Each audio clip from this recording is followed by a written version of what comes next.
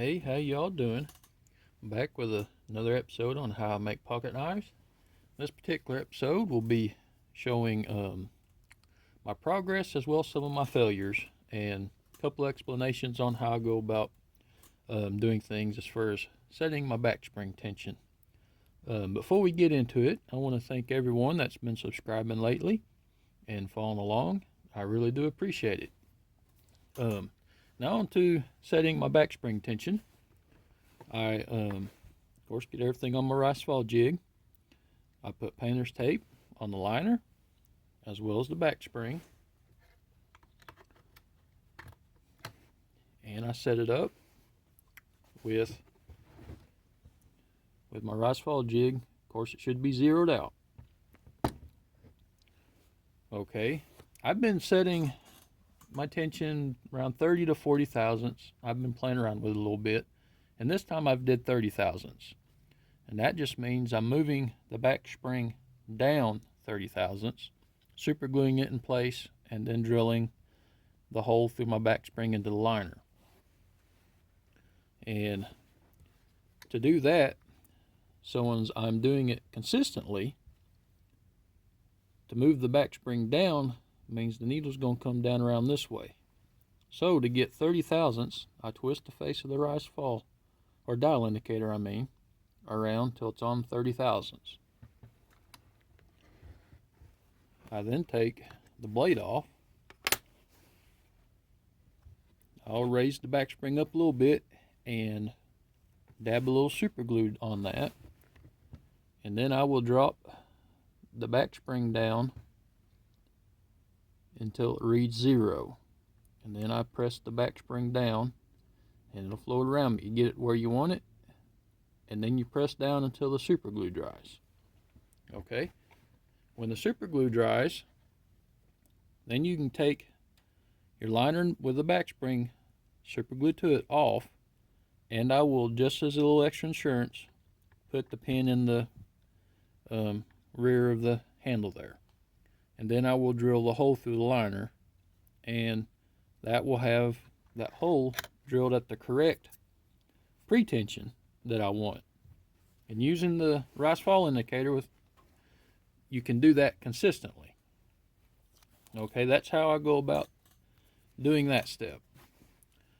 And the painter's tape makes cleanup a lot easier. I'll still have a little on the inside of the back spring, but not having super glue on the flat surfaces of the back spring or the liner makes cleanup so much easier, because if you ain't careful and it doesn't scrape off easy and you go to sand it before that super glue sands off, that's lowering the material on it everywhere around the super glue. But anyways, I will now show how I go about assembling the knife with tension on it. I'll spin you around here until we get a look at my little vise here.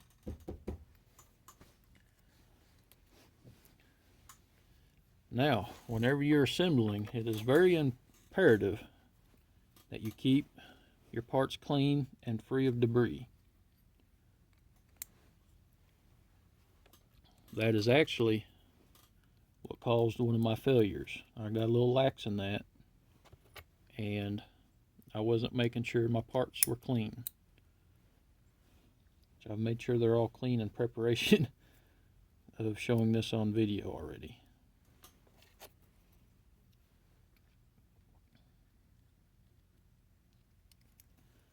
Okay, center them a little bit.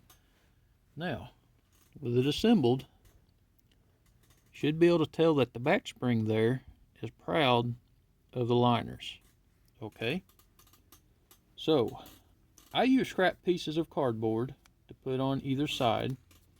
I've seen some guys using scrap pieces of leather. Personally, I don't have scrap pieces of leather laying around, so I'm just using scrap pieces of cardboard. Okay, then in my vise, I'm using a small one so as I don't overdo it, I gently squeeze it in, and you can watch the back spring holes start to line up while you're doing it. You probably don't see it on video. Okay, You can use a small hammer. I just take a pair of snips because it's got a flat spot. I don't have a really small hammer. I just have a larger ball peen. And I like using something light because if you have to beat it through, something is not right.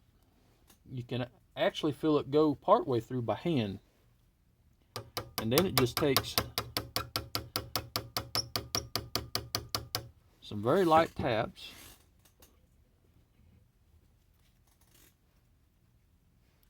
And you have it through. Now, before you have everything fitting exactly how you want it and your back spring shape exactly how you need it, that can be a little bit stiffer to do. So you got to be careful. And that is another reason why I had a failure. This is why these videos are showing how I go about making my knives.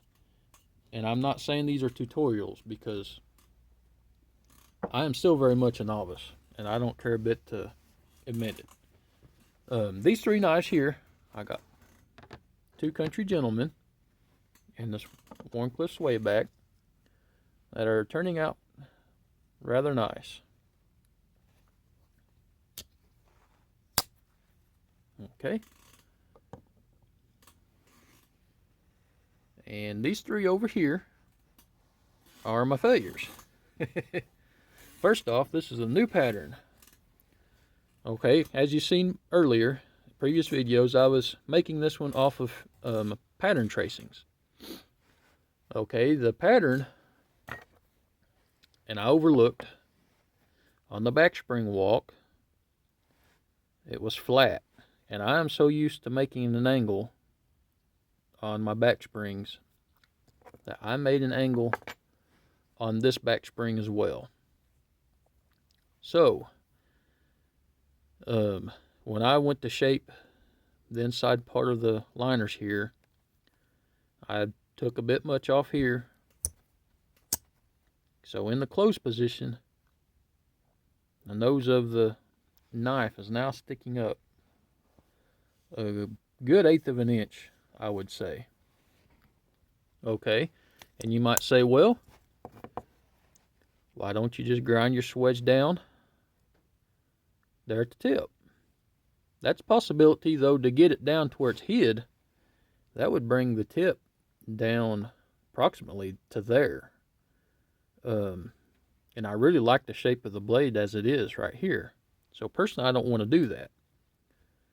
Or you could take material off your kick area. I don't want to do that because the kick is right at even with the cutting edge part of the blade. Or I could go ahead, take the back spring out and grind the back spring flat. Well, could do that as well, but then that will lower the back spring on down in between the liners. So technically I can make a new back spring, but I am also not pleased with myself for putting the nail nick right there. I did that one other time and it made opening the blade more difficult. So next time around when I remake it, I'm going to put it here at the back end of the swedge, and that can make a lot of difference. Well, I don't have a swedge here ground in yet, but anyways,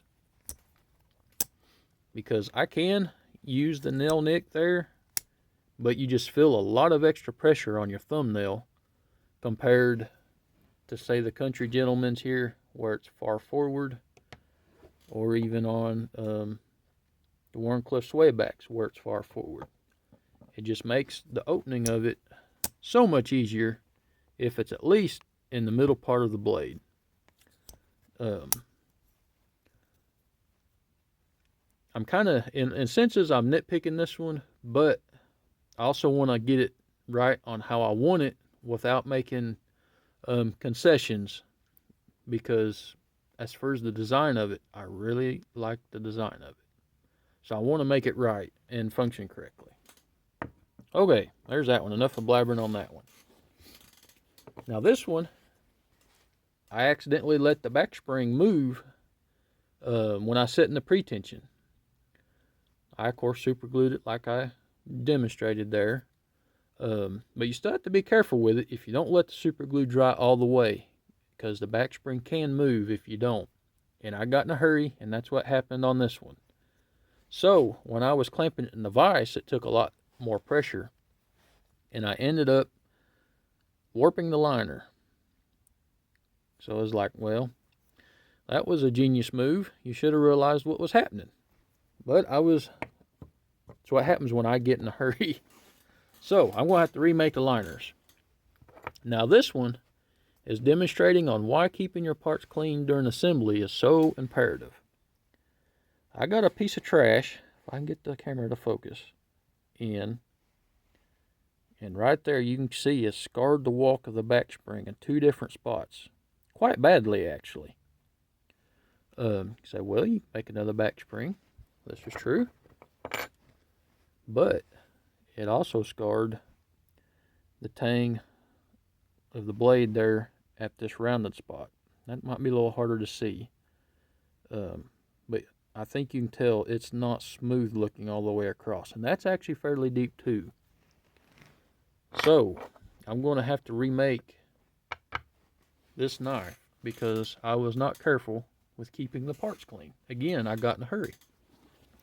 These 2 knives right here is because I got in a hurry.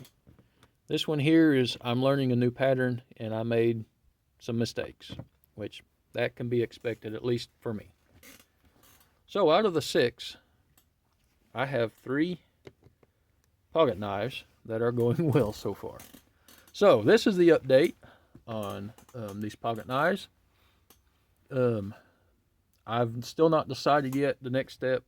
I might be doing some blade grinding, bevel grinding, and so forth. Or I might be working on fitting the handle material. I'm debating on that because I'm going to be needing to put a shield in this one. And I've not did a whole lot of shields yet, so I'm still trying to remember which I did first, which in a way it don't matter, I don't think. So we'll see what I take a notion and do, I reckon. But anyways, I do appreciate you watching these videos and subscribing and following along. Hope y'all's having a good day, and I will talk to you later.